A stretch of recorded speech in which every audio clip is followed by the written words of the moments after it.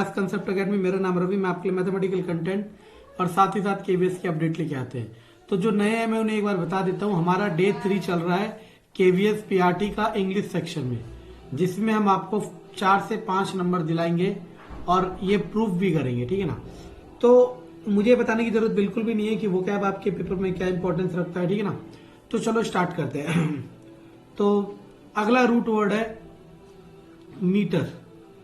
और मैं देख रहा हूं कई बच्चे, मतलब कुछ ही बच्चे, अगर 100 बच्चे वीडियो देख रहे हैं तो 100 में से 3 या 4 ही हैं जो मेरे क्वेश्चनों को पार्टिसिपेट कर रहे हैं। बाकी 96 बच्चे सिर्फ देख रहे हैं। और मैं बार बार कह रहा हूं, अगर आप इसे पूरी जिंदगी भी देखोगे ना, पूरी लाइफ, तब भी आपको याद नहीं होंगे। याद कब होंगे? जब आप रिकॉल करना सीखोगे। मैं जो भी पूछूं वो आप मुझे बताओ। नहीं पता तो प्रीवियस वीडियो को देख के बताओ, गूगल करके बताओ, लेकिन आप बताओ। इससे क्या होगा? आपको रिकॉल करने की हैबिट डेवलप होगी। मीटर, मीटर को कहते हैं मापने वाला, दैट इज मापक। तो इससे पहला वर्ड हम ले लेते हैं एमीटर। आपको पता होना चाहिए एक चीज होती है एम्पियर। क्या होती है? एम्पियर। आप गवर्नमेंट जॉब की तैयारी कर रहे हैं तो ये सब चीजें आपको पता होना चाहिए। Ampere is the SI unit of current. Current का ऐसा यूनिट क्या होता है? एम्पियर। तो यानी कि एमीटर क्या नापता है? Measure current.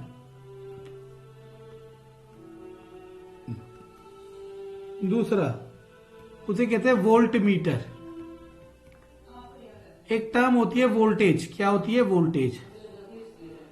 वोल्टेज, चलो, तो ये क्या मेजर करता है? वोल्टेज।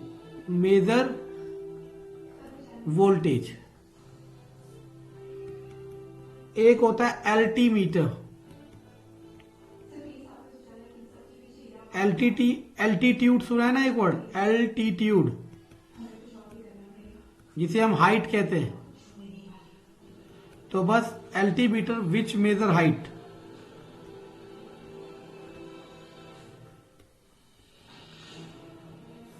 अगला पीडोमीटर। PEDOMETER। सिंपल है। देखो, पीडो मतलब होता है पैर, है ना। तो जो पैर से दूरी नापे, यानी कि instrument used to measure distance covered by walking. जैसे आजकल जितनी भी हम फिटबिट ले रहे हैं, है ना, मतलब घड़ी ले रहे हैं जिसमें आप ये पता कर पाते हो कितने कदम चला है, तो हम कह सकते हैं कि उस वॉच के अंदर क्या है? पीडोमीटर। अगर आप इस वर्ड को 2-3 बार इस्तेमाल करोगे, दैट माई वॉच हैज पीडोमीटर, तो आपको जिंदगी भर के लिए याद हो जाएगा, ठीक है ना। जब 4 लोग आपसे पूछेंगे तो आप उन्हें बताओगे, आपको अपने आप याद हो जाएगा। चलो आगे। इसके बाद आता है ना, अगला आता है रूट वर्ड जिसका नाम है नियो। नियो का मतलब होता है नया, ठीक है ना। तो पहला इससे आता है नियोफाइट। नियोफाइट का मतलब होता है बिगिनर, ठीक है ना, जो शुरुआत कर रहा हो। आप कह सकते हो I am neophyte to the vocab session,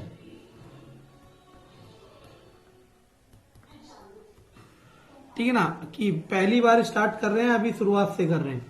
अगला आता है नियोलॉजिज्म। नियोलॉजिज्म इसको कहते हैं स्टडी ऑफ न्यूली वर्ड्स, मतलब नए शब्दों का अध्ययन करना। अगर सही मायने में देखा जाए तो आप नियोलॉजिज्म कर रहे हो इस समय, ठीक है ना। जो भी मैंने अपने लिए सीखा सब आपको बता रहे हैं। अगला आता है नियोनेट। इसे कहते हैं न्यू बॉर्न चाइल्ड। न्यू, जो अभी पैदा हुआ हो, न्यू बॉर्न चाइल्ड, जिसे कहते हैं नवजात शिशु। नवजात शिशु, ओके, ठीक है ना। हर शब्द को समझना है, सारे शब्द एक साथ इकट्ठे करके जैसे मैंने याद किया मैं सब आपको दे रहा हूं, ठीक है ना। अब आपको देखना है कि आप कैसे करते हो, ठीक है ना। ओके ना, तो अगला आपके पास आता है पीडी, पीईडी, जिसे कहते हैं बच्चा, चाइल्ड, ठीक है ना। तो पहला हो गया पीडियाट्रिशियन, जिसे कहते हैं बच्चों का डॉक्टर, बच्चों का डॉक्टर। इस वर्ड की स्पेलिंग को याद रखना, स्पेलिंग वाले में ये कई बार पूछा जाता है। और पता है होता क्या है, हम लोग अवेयर, हमारे अंदर क्यूरियोसिटी नहीं होती। ऐसा कोई इंसान नहीं होगा जो जिंदगी में कभी पीडियाट्रिशियन के पास ना गया हो अपने बच्चे को लेके, भतीजे भांजे फूफा किसी के बच्चे को, तो हमने वर्ड याद ही नहीं किया कभी। अगला आता है पीडोडोंटिक्स, इसे कहते हैं बच्चों के दांतों का डॉक्टर, बच्चों के दांतों का डॉक्टर। देखो अंतर है ना, हमारे दांतों के डॉक्टर को कहते हैं डेंटिस्ट, लेकिन बच्चों के दांतों के डॉक्टर को अलग कहते हैं। और यही बारीकी कंपटीशन एग्जाम में पूछी जाती है और उस पर क्वेश्चन आए जाते हैं। अगला आता है पीडोलॉजी, लॉजी में वर्ड बता चुका हूं, अध्ययन। तो होता है study of physical and mental development of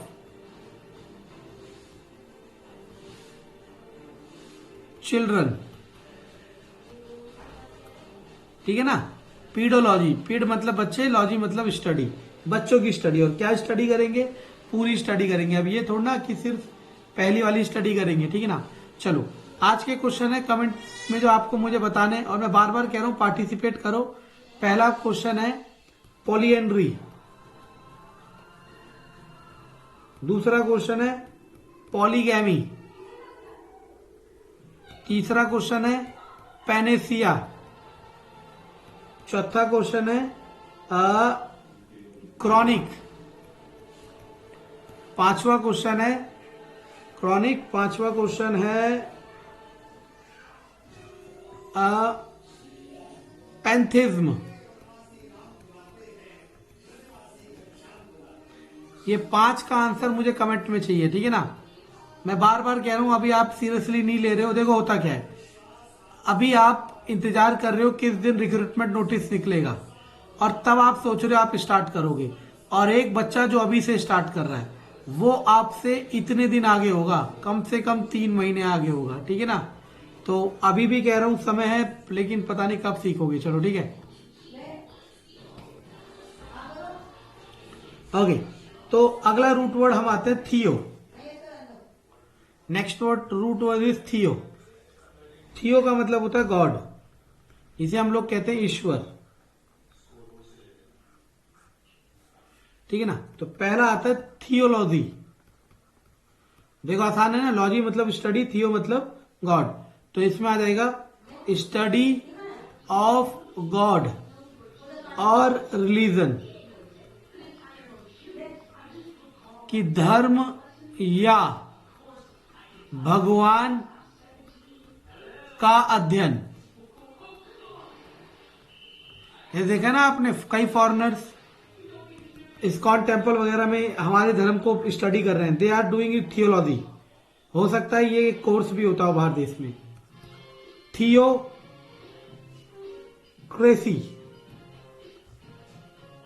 ठीक है ना, इसे कहते हैं गवर्नमेंट बाय गॉड। कितना अच्छा हो जाएगा अगर ऐसा हो जाए तो, भगवान के द्वारा सरकार, शासन। अगला हो जाएगा पैंथिज्म।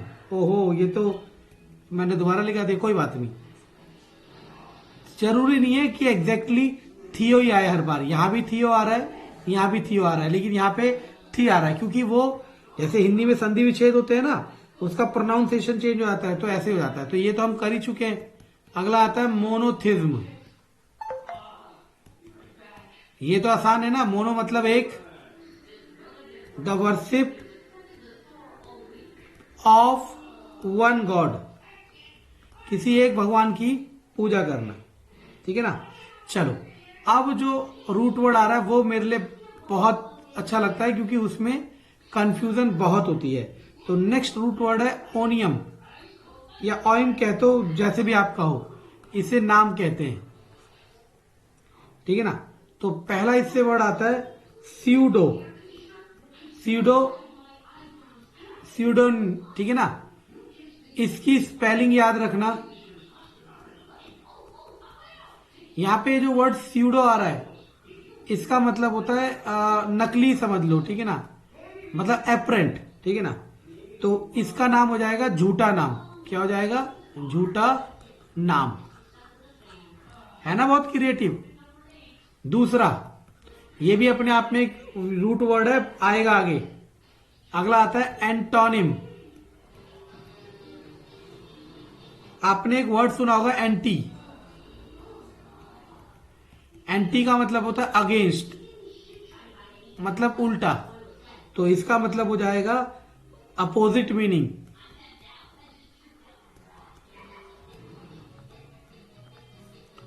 तीसरा है सिनोनिम्स।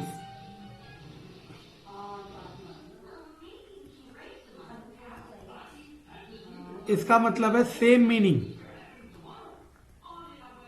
ये दोनों टॉपिक हमें बहुत डिटेल में पढ़ने आगे जाके, ठीक है ना। इसे हम लोग पर्यायवाची भी कहते हैं और इसको हिंदी में कहते हैं विलोम शब्द। डेली करोगे तो बहुत अच्छा रहेगा, ठीक है ना। लास्ट में नहीं हो पाएगा एक साथ, यही गलती करते हैं बच्चे, ठीक है ना। अगला आता है टोपोनिम।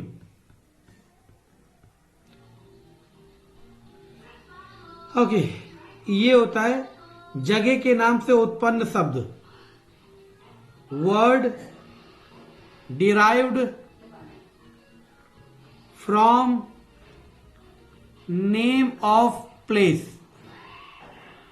ये तो बहुत कॉमन होता है हर जगह, ठीक है ना। जैसे मान लो, अभी तो एग्जैक्टली मेरे को स्ट्राइक नहीं कर रहा, मान लो सपोज ये गांव वाले हैं, सपोज एक्स, इनके गांव वालों के पास, इनके गांव का नाम है एक्स, गांव का क्या नाम है एक्स। इनके गांव के पास कोई चीज मिल गई तो हमने इसका नाम रख दिया, मानो ये सर्कल है तो रख दिया एक्स सर्कल। तो यानी कि इस सर्कल का नाम इस जगह से बना है। तो ऐसे नामों को कहते हैं टोपोनिम। तो आपका कमेंट में मैं इंतजार करूंगा कि आपको कम से कम 3 टोपोनिम वर्ड मुझे बताने हैं। You have to tell me 3 toponym word that derive from the name of any place. Okay ना, बहुत कॉमन है, बहुत बहुत कॉमन है, ठीक है ना। ओके ना, अगला आता है होमोनिम। होमो मतलब होता है सेम,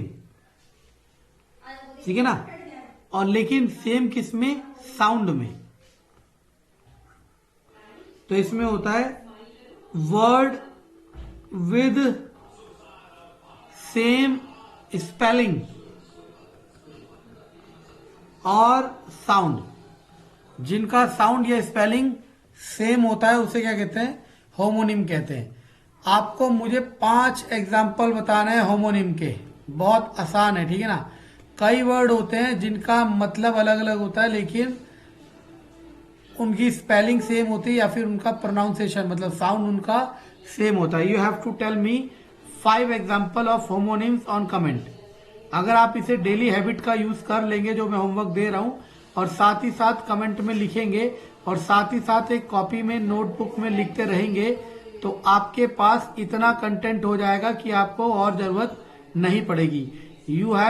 आपको किसी भी फर्दर बुक की जरूरत नहीं पड़ेगी, ठीक है ना। बाकी आपके ऊपर है, ठीक है ना। अगेन कंटेंट पसंद आए तो लाइक करें, सब्सक्राइब करें, शेयर करें। Thank you.